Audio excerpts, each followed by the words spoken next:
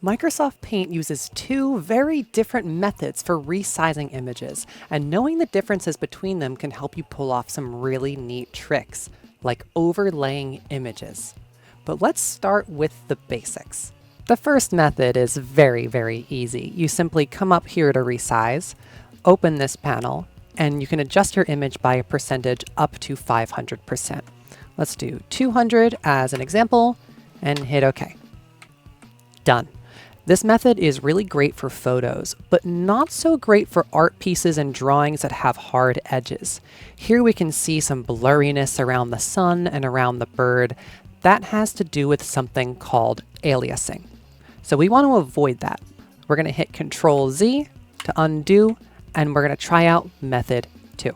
So when you have an active selection, and then you go to Resize, Paint will, naturally, apply the transformation only to the area within the marquee, but it will actually use a different process to resize the image, resulting in hard edges. It uses something called nearest neighbor, which is very common.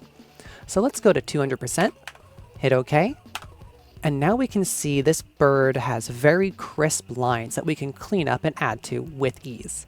So that first method is what allowed us to create gradients in one of our previous tutorials. But by combining these two methods, we can combine images with real surgical precision to achieve things that Paint otherwise can't.